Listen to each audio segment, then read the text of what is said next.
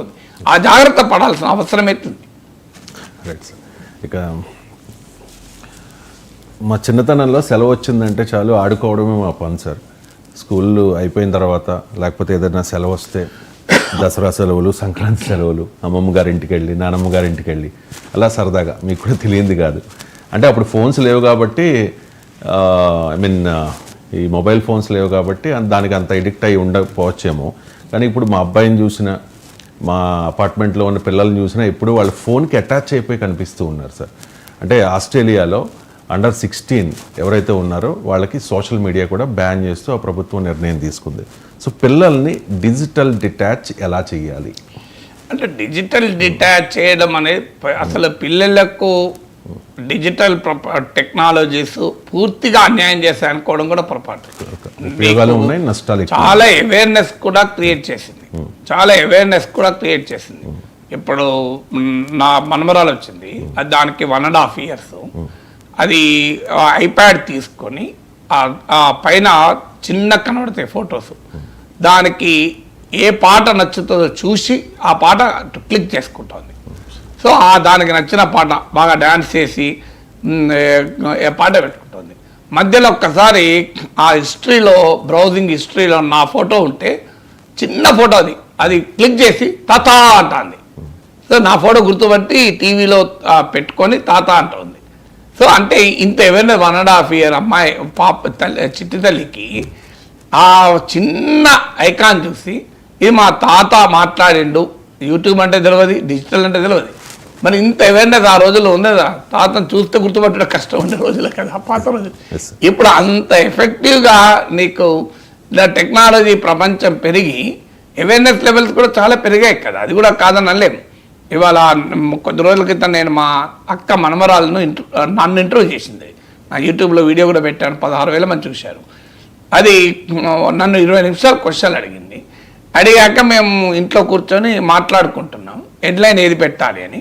అప్పుడు నా కూతురు నుండి ChatGPTలో పెట్టి చూడనా మంచి హెడ్లైన్ అన్నది. ఇమీడియట్గా అది ఏమన్నదంటే, everybody sees ChatGPT, why don't you use your brain అన్నది. అందరు ChatGPT చూస్తారు కదా, నువ్వు బ్రెయిన్ వాడచ్చు కదా అన్నది. అంటే ఒక 4వ తరగతి చదువుతున్న అమ్మాయి ChatGPT తెలిసి, ChatGPT అందరూ వాడతారని తెలిసి అది వాడకు, బ్రెయిన్ వాడు అని చెప్పింది. చూడండి, ఇంత తెలివి మీకు చిన్నప్పుడు అవకాశం ఉండేనా? సో అందువల్ల టెక్నాలజీ ఇచ్చిన అవకాశం. నేను అడిగాను, డూ యూ యూజ్ ChatGPT అంటే, I use ChatGPT, but as everybody is using ChatGPT, I'm using school AI అన్నది. అంటే అమెరికాలో ఒక ప్రభుత్వ పాఠశాలకు ఆ స్కూల్కే ప్రత్యేకంగా ఆర్టిఫిషియల్ ఇంటెలిజెన్స్ ఏఐ ఉంటుంది. స్కూల్ ఏఐ గురించి చెప్తుంది, ChatGPT గురించి చెప్తుంది. ఇవాళ మీరు అడగండి ఎంతమంది ChatGPT వాడిన వాళ్ళు ఉంటారో చూడండి. మన దగ్గర పెద్ద పెద్ద జర్నలిస్టులను, మీరు పెద్ద పెద్ద ప్రొఫెసర్లు అడగండి ChatGPT రెగ్యులర్గా ఎంతమంది వాడుతున్నారు అని. సో అందువల్ల డిజిటల్ కనెక్టివిటీ పూర్తిగా అన్యాయం చేసింది అనుకుంటే పొరపాటు, అది మొదలుగా అర్థం కావాలి. కానీ అదే సమయంలో అంటే రెక్లెస్ డిజిటల్ కన్సంప్షన్, అంటే అదుపు ఆజ్ఞలు లేకుండా ఏది చేసినా మంచిది కాదు. అంటే ఎనీథింగ్ లిమిట్లో ఉన్నంత కాలం ఏం కాదు. సో ఇవాళ ఏమవుతుందంటే డిజిటల్ ఇంటాక్సికేషన్ అంటున్నారు. అంటే అది అందులో మునిగిపోతున్నారు ఇక వేరే ప్రపంచం. దానివల్ల అనేక హెల్త్ రిలేటెడ్ ప్రాబ్లమ్స్ వస్తున్నాయి, సైకలాజికల్ ప్రాబ్లమ్స్ వస్తున్నాయి. అన్నిటికీ మించి ఈ మధ్య రీసెర్చ్ ఏంటంటే బ్రెయిన్ రాట్, అంటే నీ మెదడుకుండే కాగ్నిటివ్ ఎబిలిటీస్, మెదడుకుండే ఒక ప్రత్యేక లక్షణం ఏంటంటే అది నువ్వు ఎలా వాడుతూ ఉన్న దాన్ని బట్టి అది రీఫార్మాట్ అవుతూ ఉంటుంది నీ మెదడు. నువ్వు మెదడు వాడకపోతే అలాగే ఉంటుంది. అంటే మెదడును వాడుతున్న కొద్దీ అది మరింతగా నీ సామర్థ్యాన్ని పెంచుకుంటూ ఉంటుంది. అది గొప్పతనం, మేధస్సుకునే గొప్పతనం. ఏమవుతుంది, ట్రివియల్ కన్జంప్షన్, డిజిటల్ కన్జంప్షన్ వల్ల, అంటే పనికి మాలిన షార్ట్ టర్మ్ ఎంటర్టైన్మెంట్ వీడియోల నుంచి మొదలుకొని అసలు మెదడుకు ఆలోచించాల్సిన అవసరం లేని జోకులు, మీముల వరకే మాత్రమే. అవి చూడొద్దని అంటలేను, అవి రిలాక్స్ కూడా ఇస్తుంది. కానీ ట్రివియల్ కన్జంప్షన్ అంటే ఆలోచింప చేయని డిజిటల్ కన్జంప్షన్ విపరీతంగా పెరిగింది. ఇప్పుడు ట్రంప్ పనామా కెనాల్ స్వాధీనం చేసుకుంటా అన్నాడు. ఈ పనామా కెనాల్ ఎక్కడుంది, where is that Panama canal, geography of Panama canal అని ఒక బిడ్డ గనక యూట్యూబ్కి వెళ్ళో, గూగుల్కి వెళ్ళో, ChatGPTకి వెళ్ళో, ఆ పనామా కెనాల్ బార్డర్స్ ఏంటి, అట్లాంటిక్ ఓషన్ ఎక్కడుంది, పసిఫిక్ ఓషన్ ఎక్కడుంది, ఈ రెండింటినీ కలిపే 82 కిలోమీటర్స్ ఎక్కడుంది?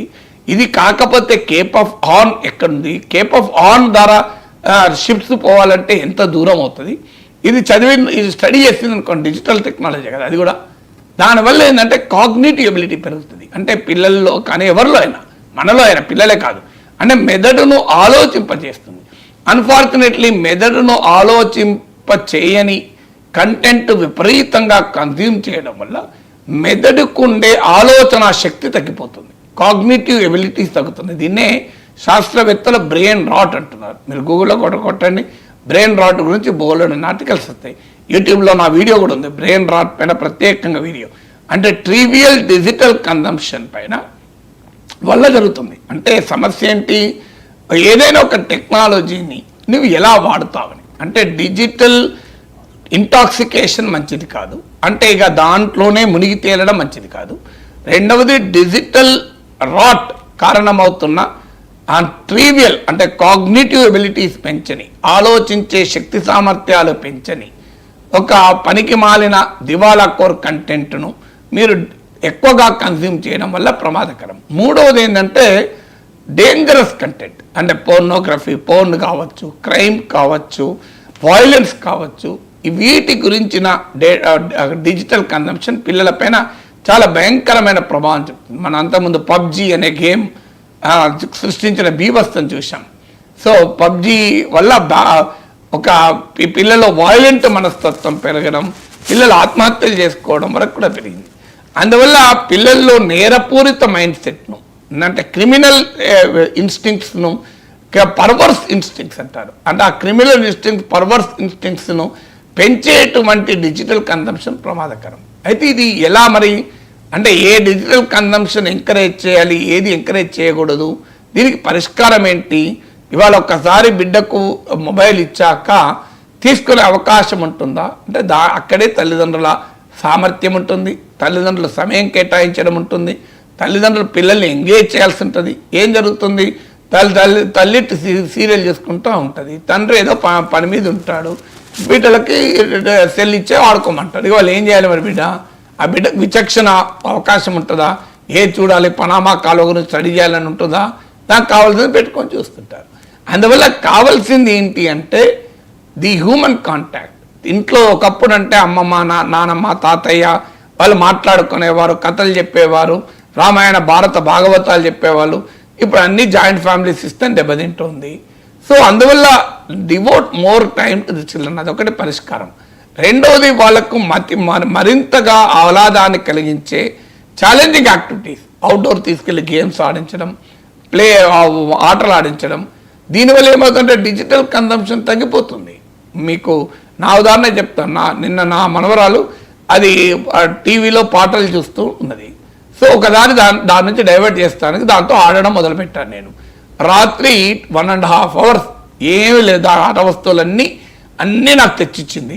అదొకసారి మళ్ళీ అన్నీ నా దగ్గర తీసుకుపోయి అక్కడేసింది. ఇలా నైట్ 12:31 అయింది. ఆడుకుంటే దాని నిద్ర రాలే, అప్పటికి అలసిపోయి నిద్రపోయింది. ఇప్పటికి నేను మళ్ళీ టీవీ ప్రోగ్రామ్ వచ్చా లేవలే. అంటే ఎందుకు? దానికి ఒక 1.5-2 hour యాక్టివిటీ. మొత్తం దానికున్న అనేక రకాల ఆట వస్తువులన్నీ తీసుకొచ్చి ఒక్కొక్కటి తాత అనుకుంటే ఇచ్చుడు, ఆడిచ్చుడు. వాట్ డస్ ద డాగ్ సే అంటే బొబో అంటుడు, వాట్ డస్ ద క్యాట్ సే, అక్కడికి వాట్ డస్ ద నైరా సే అనిపించింది, అంటే తాత అన్నది.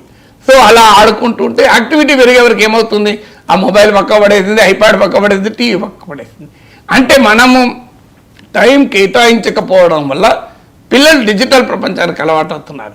సో బంధువుల ఇళ్ళకి తీసుకెళ్ళడం, స్నేహితుల ఇళ్ళకి తీసుకెళ్ళడం, బయట ఆడించడం.